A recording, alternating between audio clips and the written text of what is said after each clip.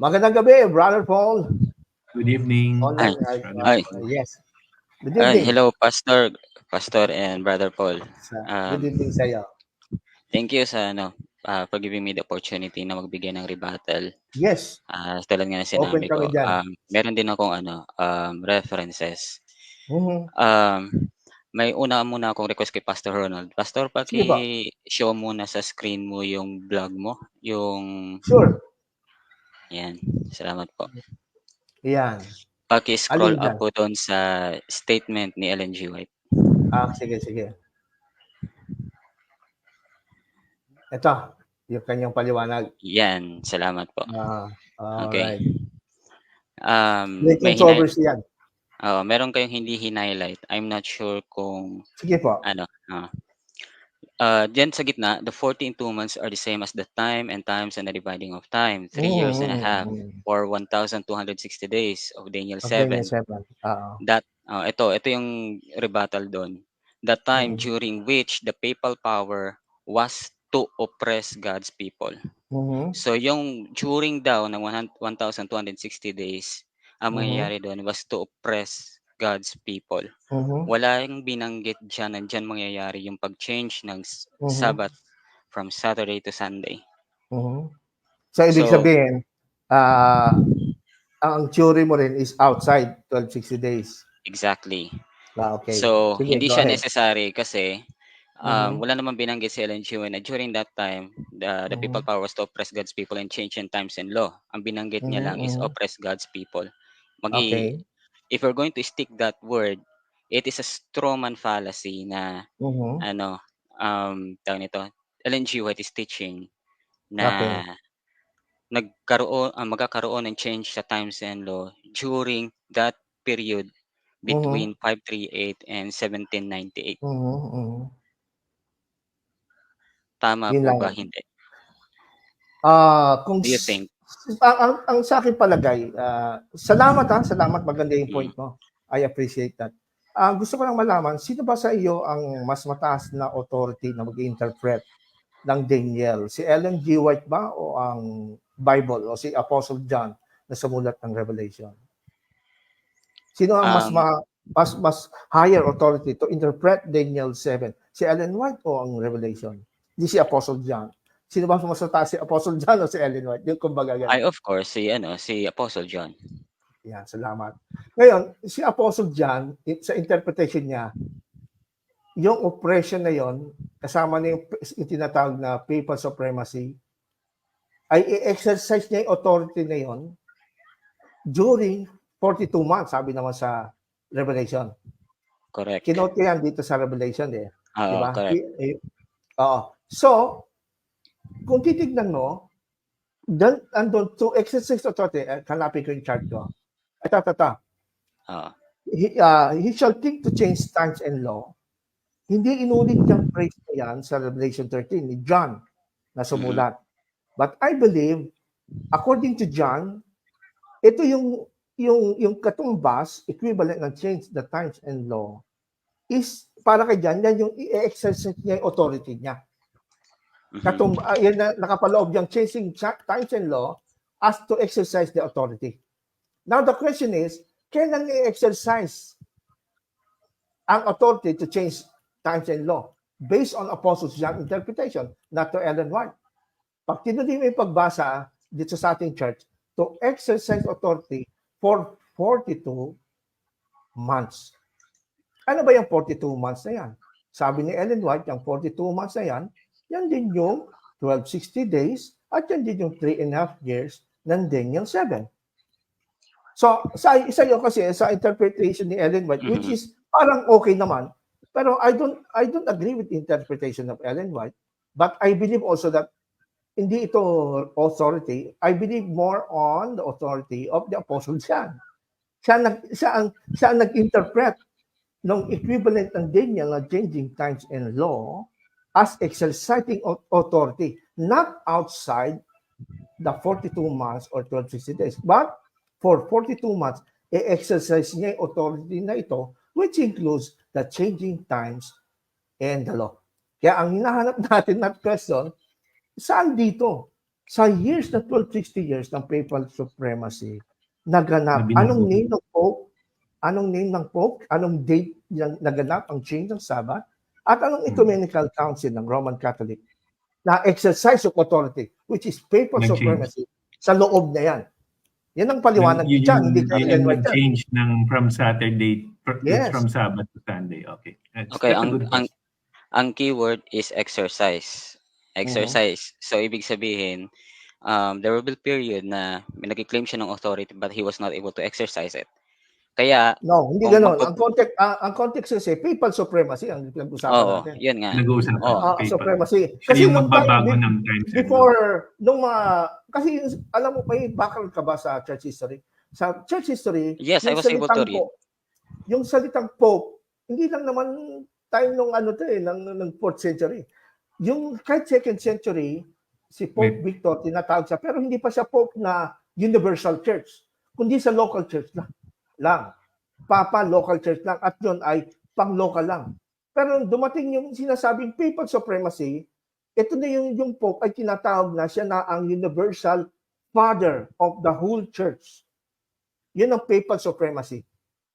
At sa nakikita ko sa explanation ni Ellen White at ng mga scholars ng Seventh-day Adventist, itong exercising of na pag-change ng Sabbath, of course, magaganap to sa papal supremacy. Kasi kung hindi outside the papal supremacy, ang pag-change ng Sabbath, hindi sa local place lang ng Rome dapat naganap yan, hindi sa lahat ng places all over the world. Yun ang point ko. So, that is consistent to the prophecy of Daniel as interpreted by John sa Revelation 13. Okay, good. Pero we have to distinguish between authority itself and exercising it.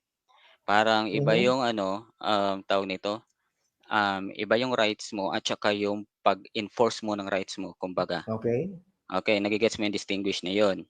Pero sa akin, walang distinguish yun. Dinidistinguish mo lang yun. Sige, go ahead. Dinidistinguish ko yun. Iba talaga yung may claim ka and then ini-enforce mo, which is yung tinatawag doon na exercise of authority.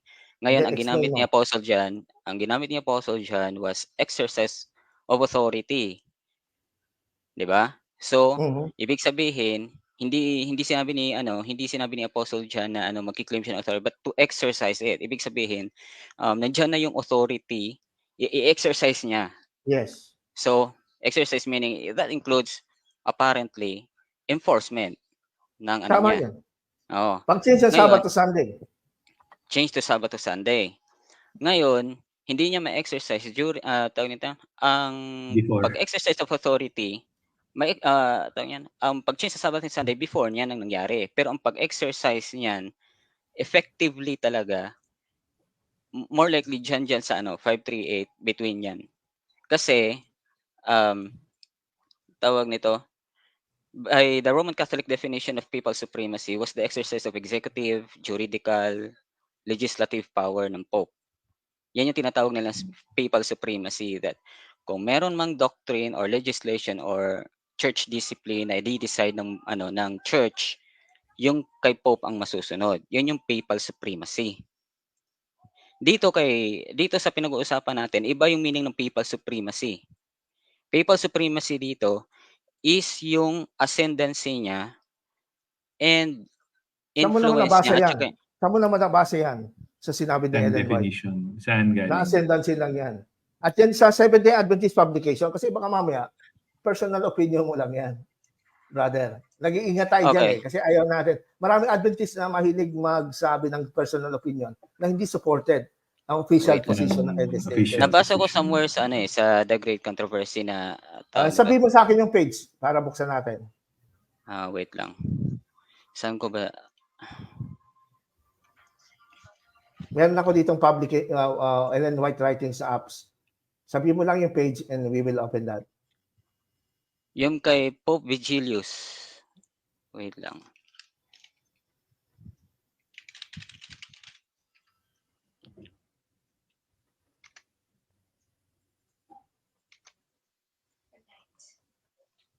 Sabihin mo lang kung sinasabi doon. Parang yun parang parang saan ko ba nabasa yun? Somewhere in the great controversy doon sa may kapag nag-descend na. Ano yung pinaka-thought? Ano yung pinaka-thought ng sinasabi lang?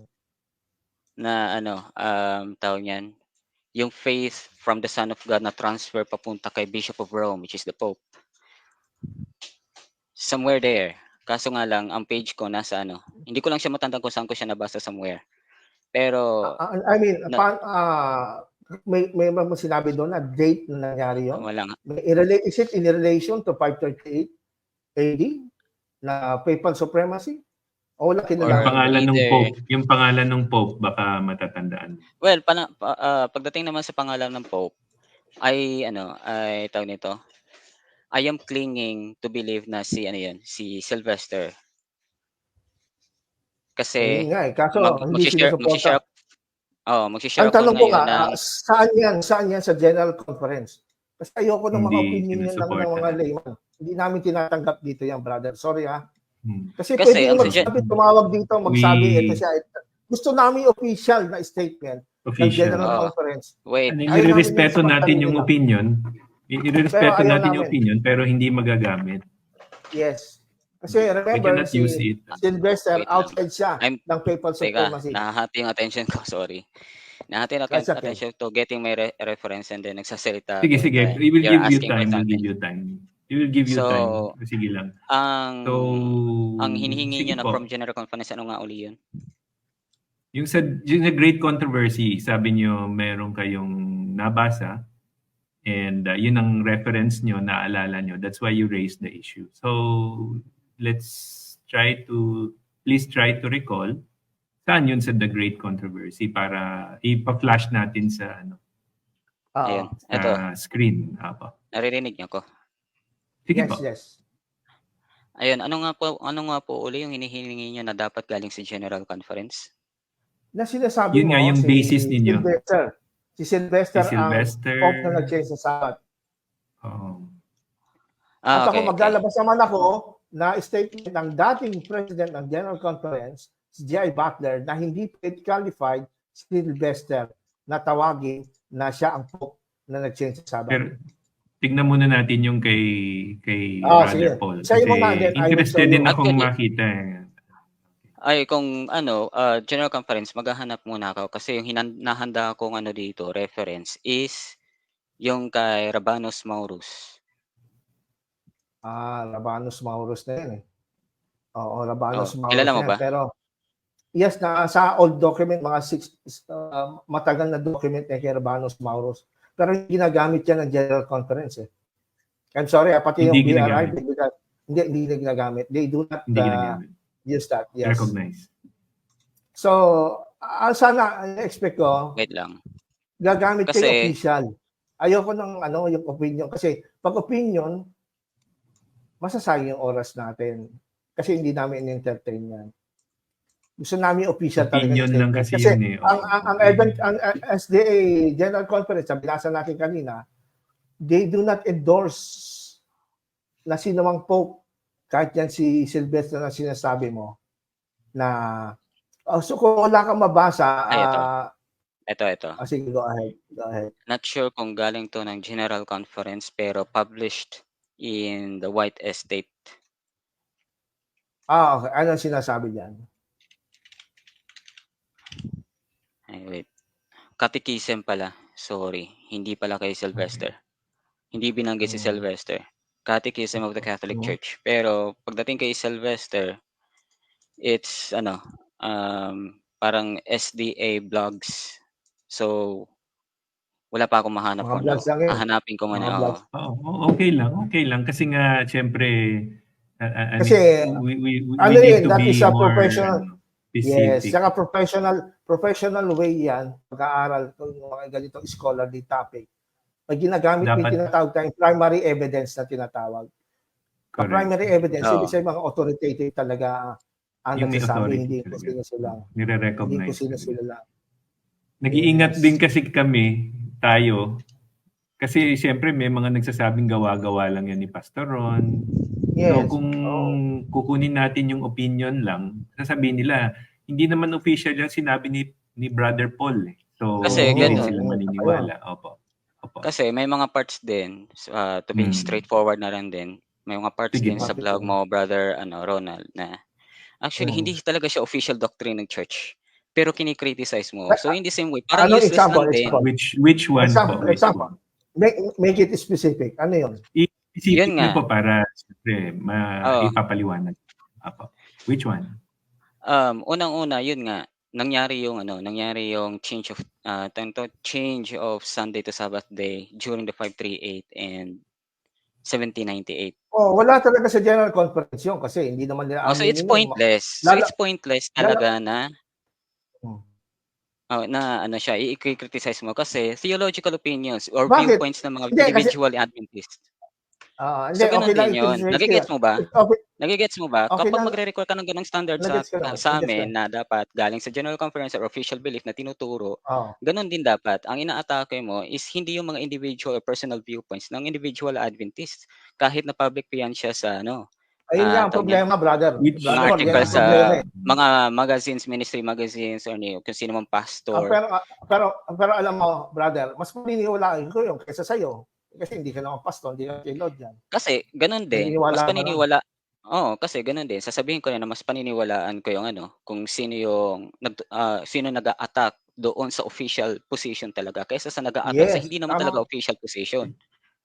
Nagigets mo So, ba? pero- anong ganun. official position? Anong question lang? So, In this point, Maraming maraming point dito eh. In this point, meron tayong pinag-uusapan hindi siya official position at meron nag-came across din tayo sa mga official position. pero official position ng Adventist, ang Pope nag-change ng Is? Sabbath to Sunday. So the question is, anong pangalan ng Pope ngayon during papal supremacy? Ito yung sinasabi mong, itong Sylvester na hindi ka tanggap-tanggap sa Adventist. Babasahin ko na sa iyo, libro ito na Elder Candidates at replies to Elder Candidates attack on SDA. Ito sagot kay Candidates to sinulat ni ito ang simulat niya si Branson, sabi niya, Sylvester was Bishop of Rome during most of the reign of Constantine. He decreed that Sunday should be called the Lord's Day. But, itong ayaw basahin ng mga Adventist but, this could affect the Church of Rome only. For the Bishop of Rome had not then yet attained to any authority whatever above other bishops. Kaya sabi dito, this day was called the Lord's Day before the time of Sylvester. Ano sabi ng libro nyo? Sabi dito, si Sylvester hindi siya pwede na siya yung nag-change ng Sabbath kasi ang asakop lang niya, Church of Rome only. At that time, sa time ni Sylvester, Bishop of Rome pa lang siya, hindi pa niya na-attained yung authority whatever above other bishop na sinasabi ko later on na lang niya in-adopt ng Catholic Church na ang Pope ang universal head of the Church. Na sabi naman ni Ellen White, yan ang papal supremacy. Kaya nga. Na nag-change ng Sabbath to Sunday. Yung ang keyword so, is yet. Yung Sylvester na sinasabi mo, hindi papasa yan. Kasi wala siyang papal supremacy. Sa date pa lang, palpak na. Sa authority na, palpak na. So, hindi talaga siya tatanggapin. Ganito ang explanation dyan. Yung word doon is yet. Ibig sabihin, meron siyang, tawag nito, hindi pa niya ina-exercise yet yung authority niya. Kaya nga merong word na yet. Totoo yung sinabi ni... Sorry. Magaling ka mag-twist ng words Magaling hindi ka twisting sorry yun. to say Totoo yun. You're twisting the word. Kahit i-exercise pa ni Sylvester na siya mag-change sa Sabbath, walang effect yon kasi pang Rome lang siya. Local lang ng Rome, hindi universal. Yung sinasabi hindi siya pakikinggan. Hindi siya pakikinggan ng Universal Church. Hindi worldwide. Kaya wala siyang authority. Kasi hindi pa tawag niyan, kumbaga hindi siya naka-print word by word.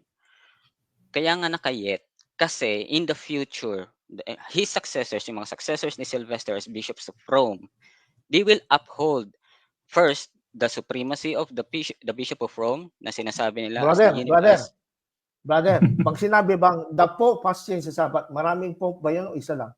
Singular o plural? The Pope has changed Kasi it. sinasabi mo, Papa sino eh. It must be elaborated. It can be singular. It can be general. Kasi pwede natin sabihin pero na anong things ibig sabihin ni Ellen G. White? Wag mo akong i-twist ng words mo. Magaling ka Hindi kita tinitwist. I am saying just the possible interpretation of it.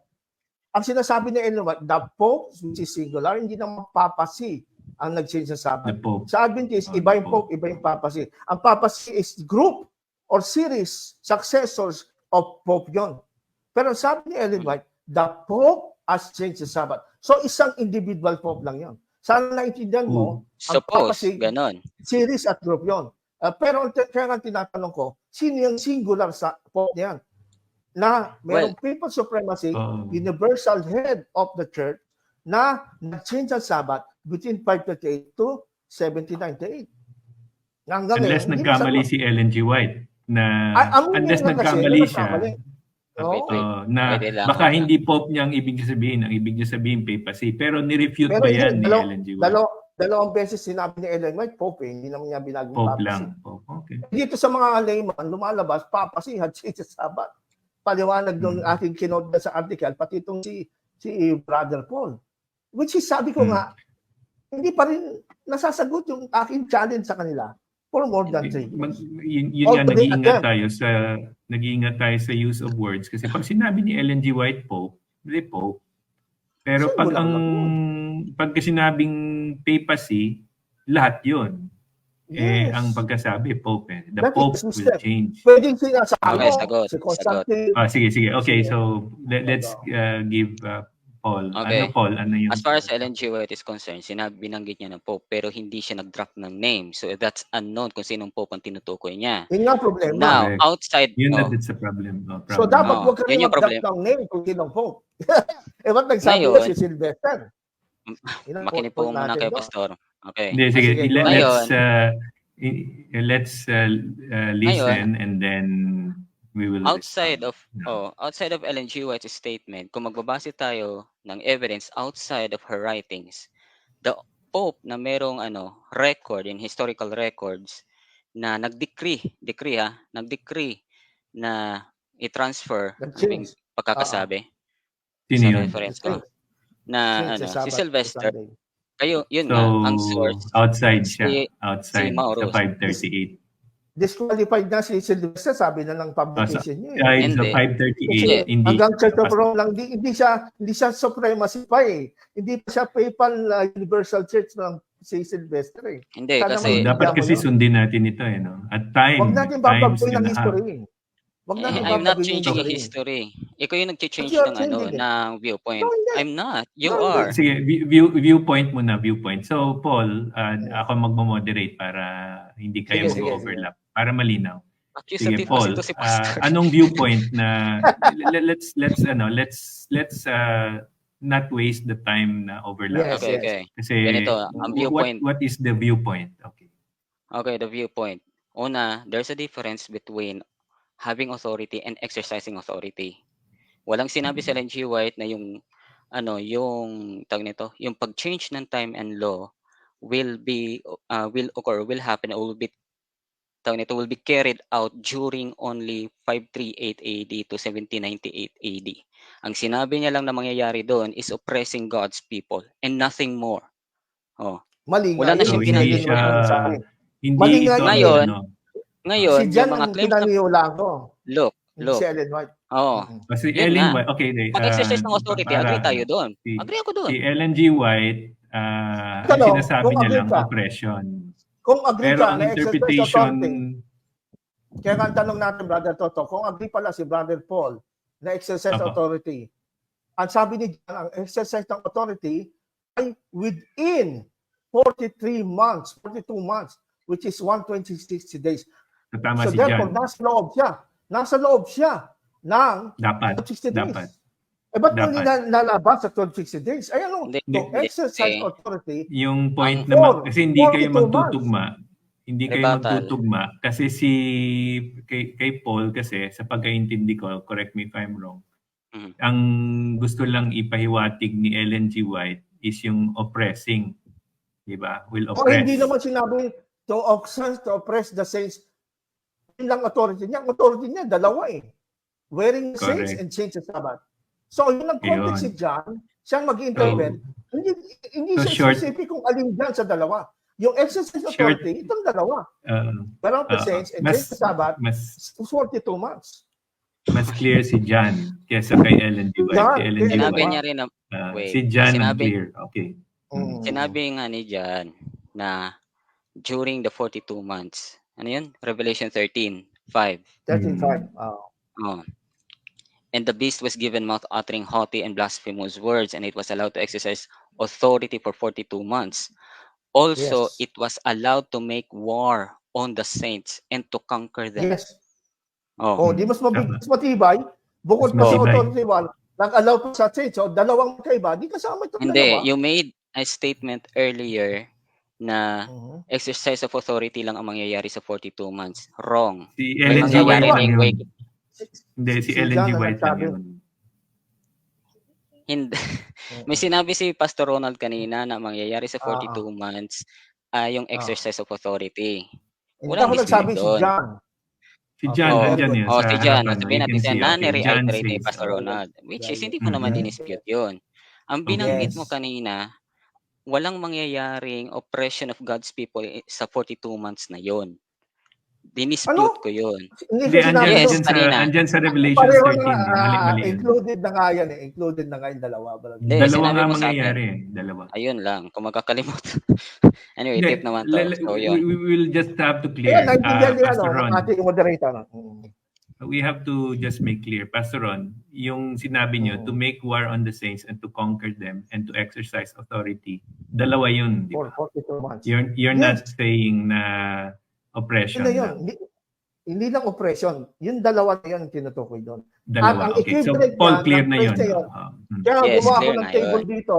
Gawa ko ng table dito para makumpara mo yung pagkakasunod-sunod na equivalent ng changing times and law is exercise authority. Siyempre, ako'y naniniwala, nakasama nga dyan, pati yung make war with the saints eh. Kasi exercise authority for 42 months. Hindi pagkahiwalay na panahon. Within 42 months or 22 years, hindi pwedeng to oppress the saints and change the law. And okay. So, hindi kasi pwedeng i-contradict ni Pastor Ron yung sinasabi niya din sa nakalagay kasi siya naglagay niyang yung ano na yan. Exactly. Yung presentation na yan. So, going back to you, Paul.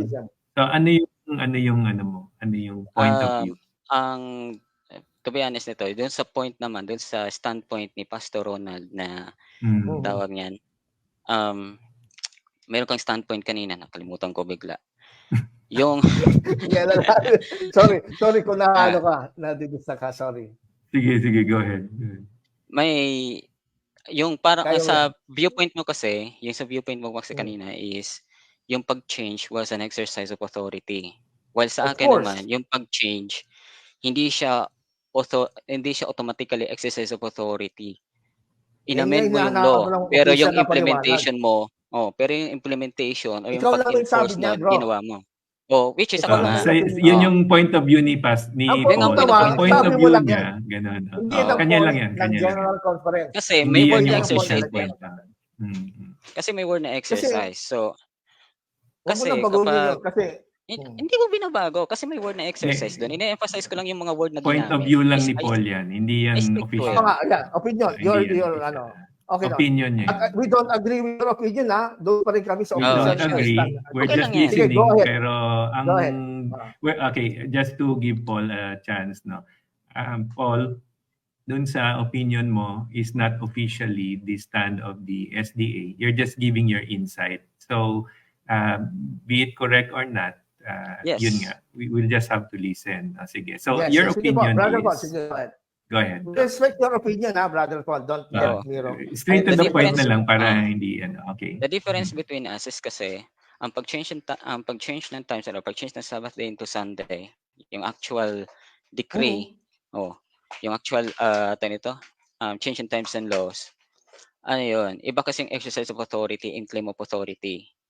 Kaya nga sinabi ni Butler, sino ba yung kinote mo kanina? Si Butler. Oo. Kaya nga sinabi George niya na Butler. hindi niya ma-exercise yun, or in other words, hindi niya ma-enforce yun kasi nga wala pa siyang ganung authority na he have supreme power over the universal church. Kaya hindi Oh. siya. Pero Hindi alam mo siya ba kasi qualified. So, hindi si Oh. Sylvester. Hindi siya Hindi si qualified. Sylvester. Ikaw na nagsabi na sino Kaya man nga. lang Hindi, ng ina-assume ni Paul na Yes. because si Sylvester yung una, na siya Inaamin yung niya Pope na na walang papal tinutukoy supremacy. ng meron siyang binago pero wala siyang authority. Yun Wala ang siyang ibig papal sabihin ni Paul. supremacy. Tama ba, Paul? Ang pinag-usapan natin, papal supremacy. Correct. So, Oo ang nga. Hindi kasama point si ni Sylvester Pastor dyan. ang point ni Pastor Ron is that going back to the 1,260 days or 60 years is papal supremacy. So, Yes. nadi-disqualify si Sylvester Disqualified doon talaga. nagiging assumption lang siya, ina-assume lang. Yes. So, kaya But siya hindi matanggap. we respect you. Brother With Paul, respect. we respect you. Hindi siya you're matanggap entitled to your ng own opinion.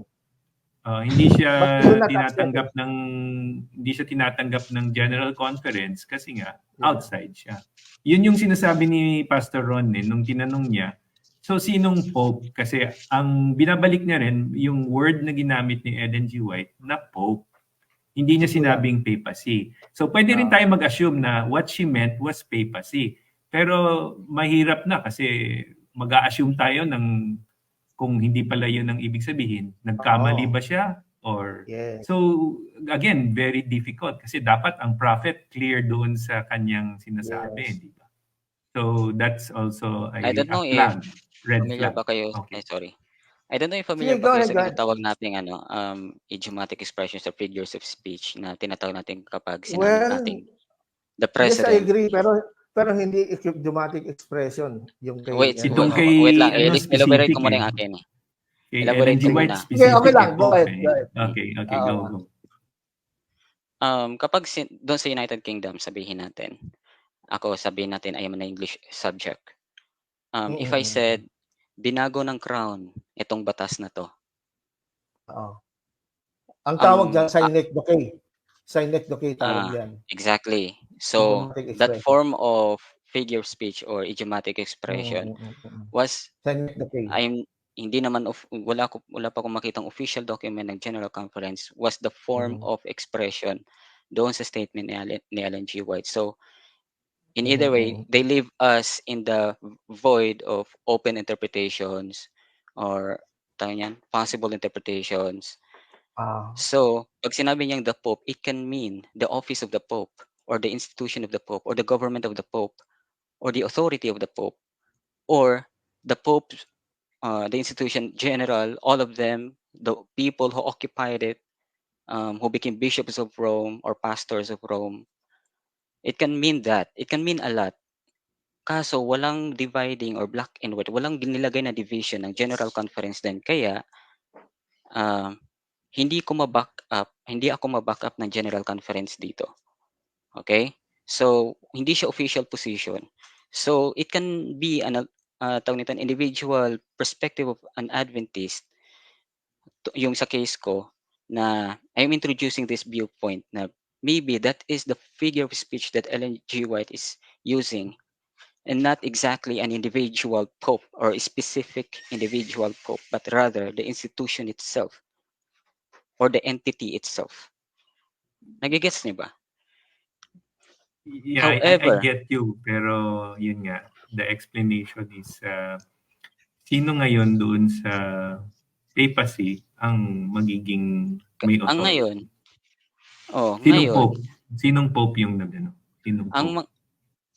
Individual sa evidence, sa secular evidence, ang pasok doon is si Sylvester. Which is disqualified by the General Conference kasi nga hindi nila kinikilala. Not only not actually disqualified or endorsed. Wala talaga silang position doon. Kung si Sylvester hindi. As a layman kasi pagkatanda ko si Constantine pa nga ang nag-change ng times and laws. Meron nagsasabi ng gano'n. Nag-agree ka ba doon? Kasi ako hanggang kay Constantine lang ako eh. Ang kay Constantine, ang i-agree ko doon is yung civil law. Yung pag-use niya ng secular or civil power to enforce Sunday. Pero on the theological part, on the theological side, walang scope si si Constantine. That's Oo. correct. At saka, ito si Eusebius of Caesarea, you're correct, Pastor Ronald, na hindi siya Pope in the modern idea na Bishop of Rome. However, the word Pope is ginagamit sa lahat ng hierarchs or priests, bishops, or metropolitans ng ancient churches like ng Catholic Church, Eastern Orthodox, Oriental Orthodox. Yes. In the 11th century lang ni-reserve on the official. Tama yan. Oo. Tama yan. Yeah. Kaya, itong sinabi mo dito pero alam mo rin ba sa history, na nag-change yung definition ng Pope ng Roman Catholic Church, na sila lang sa Church of Rome ang bumago ng definition ng Pope na ginawa nilang universal head of the church. Are you aware of that history? Sa 11th century, ni-reserve nila sa sarili nila, pero hindi sila ang unang nag-coin or nag-invent ng term na yan, na yung word na yes. Pope. Wala pang Roman Catholic Church kasi. Ginagamit niya Papa, Latin sa Rome. Pero nagbago ang etymology, nagbago ang connotation niya, ginawa lang Universal Church para palabasin ng Roman Catholic Church na sila talaga ang totoong Pope na with the apostolic succession of Apostle Peter. Yun ang ibig sabihin. Ito lang, kasi brother, ano understanding mo, pagka sa iyo lang, sa inyong opinion, ano ang ibig sabihin ng papal supremacy? Ang tinawag na papal supremacy, yung 538 AD hanggang 1798 AD. Anong understanding mo? Ba't tinawag ng papal supremacy yan? Ako ba tinatanong mo, bros? Yes. Yes. Sorry. Akala ko si Paul na. Ayan yan. Pareho kasi kami ng pangalan. Oo ba? So, yun. Ito medyo may, di man sinasabi ko na medyo may pagka-dictionary. Medyo broad lang yung isipan ko dyan. Maganda yan. Yung term na papal supremacy, iba't iba ang understanding ng mga tao dyan. Merong official definition ng Catholic Church about papal supremacy, which is yun nga, the Pope, as successor of Peter and pastor of all Christians, he have supreme power of all Christians. Juridical, legislative, and executive. Yan ang sinasabi Yan yung official. Meron din sa outsiders naman, sa mga hindi Catholics, yung term na papal supremacy, iba yung meaning sa kanila. Papal supremacy is yung tawag niya, yung superiority ng influence niya or extent ng power niya, not just within the Catholic Church but also outside of the Catholic Church. Yung influence niya sa world governments o sa mga governments. And that is so inclusive. And then, so, magkaiba yung term. For me, yung papal supremacy embraces both.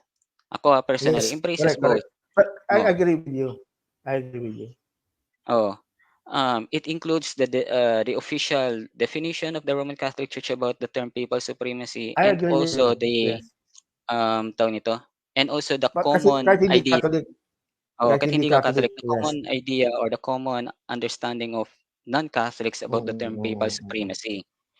Yes. Now, reading right here, then na within 538 and 1798, that the that the Bishop of Rome will exercise supremacy is also broad.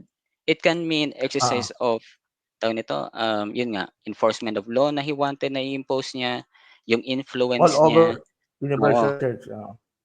Na pagdating dito sa mundo, parang siya yung most powerful person, not just on the official powers niya, but also yung influence niya to outsiders or government.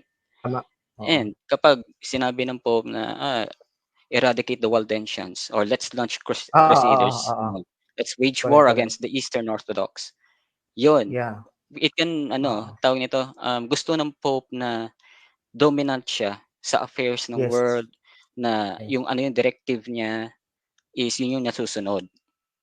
Kumbaga, so kaya tama naman yan, I agree with you. So ang question natin, sino sa palagay mo ang isang Pope during 538 AD hanggang 1798 ang dominant? Ganun ka dominant ang influence niya throughout all Roman Empire at hindi lang sa Catholic Church, sino yung alam name ng Pope? Of course, hindi na kasama si Sylvester dyan. Within, sa loob ng 528 AD hanggang 1798. Sa palagi mo lang, in your opinion, sino yung Pope na yun? Actually, marami sa kanila si Vigilius, Change ng Sabbath ba? Change ng Hindi ko pa na-research yung ibang ano. Hindi ko pa na-research yung ibang popes kung... Wait for you next time. I mean, Brother Paul, kasi I think to be fair, no, we've given you good time, enough time to explain. Ngayon, probably you can do a bit more research. So may utang ka na, dalawa na. Yung isa yung amalgamation. Tapos yun. Ngayon. So next week na lang po. Oo nga, no? Kalimutan ko. And kakamustahin ko sana yung kapatid ninyo kung... kamusta pala? Yes. Thank you. Thank you guys sa mga prayers. Pinag-pray namin kapatid mo. We are prayed we are happy na your brother is okay. So, yun lang naman. Nakalabas na kami ng hospital ng Lunes. Actually, nasa Holy Child. Yun nga, na-recommend sa kanya ng doktor na magpahinga ng 1 linggo. So, bukas pa mag-expire yung 1 linggo na yun. Well, I have him in my prayer book. So, salamat po. And ganito ang gawin natin, Brother Paul. I think we appreciate yung sharing mo. And maybe do some research and then balikan na lang kasi may third part pa ito eh. So, may part tayo.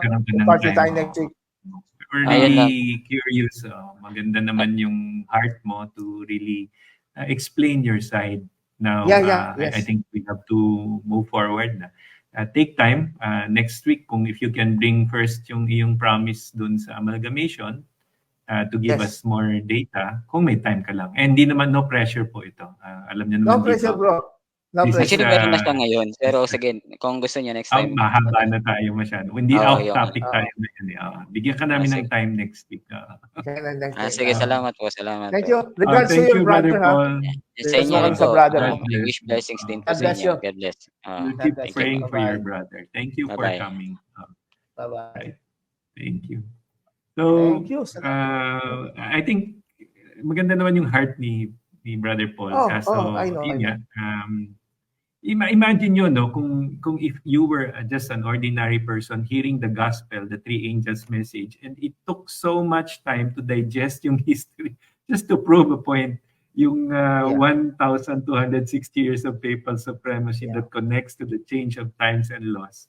Alam mo, hindi ma-reach out ang buong mundo.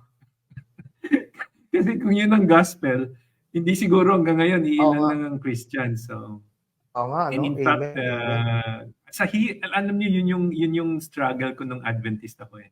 Sabi ko, pag may tanong, I have to know so much about history, about these popes in order to explain yung simpleng tanong lang. So, sino yung pope na nag-change ng time and law? And then I have to know kung anong writing ni Ellen G. White at alam ko ano yung official at saka unofficial. So, imagine nyo, pag piniliwanag mo sa ordinary na tao lang. Malulula.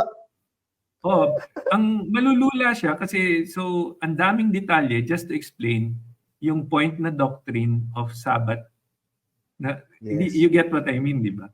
Yun yung parang na-overwhelm ako kasi ang driving factor nung pagka-convert ko to SDA is fear eh. Natakot ako. But later on, nung nasa loob na ako, tsaka lang ako nakapag-aral na kaya nga ngayon, itong sinasabi mo, nag-agree ako kasi nga parang malabo. Maraming ang tawag doon gray area, hindi ba? Na you have to really just take it hook, line, and sinker na sabi mo tama yon without enough data to understand na talagang ito yung ibig sabihin ng Revelations 13:18, which is sad to say. It's very difficult to explain. Even si Brother Paul, matagal na sigurong Adventist yun. Thorough pa yung research niya, nahirapan din siya mag-explain. So imagine nyo, yung 2 million words na sinulat ni Ellen G. White, hindi mo mababasa lahat yun, hindi mo malaman kung ano yung nagko-contradict at ano yung kasi unless you believe na infallible siya. Yun nga. Yun lang. mangyayari yan. You have to say blindly. Kaya nga na Ellen G. White is a prophet. She's a true prophet. Everything she wrote is correct. Period. And that's it. That's No not questions. no questions. about it. So yun lang yung sinasabi. Ang point dun, kita nyo, hirap na hirap ipaliwanag on a simple question, who is the Pope? What is the definition of papacy and Pope? Yes. Tapos yung papal supremacy. Imagine, kaya na ho tinatamad na nga yung mga kaibigan kong mag-usap kasi sabi nila, wala kaming time na pag-aralan yan. Oo. Buti na lang may Pastor Ron na nagbibigay ng panahon. Hindi ba? Hallelujah. Inareal niyo talaga, Pastor Ron. Talagang, saludo po ako sa inyo kasi nga, ito requires a lot of patience. And you like to read books, I noticed. Mahilig kayo magbasa ng libro. I love books, yes. Amen. Nasasanay na rin naman. Nagbabasa na rin ako ngayon ng mas marami kaysa dati. And thank you for sharing yung mga books pala. Yung mga books na binibigay niyo sa akin.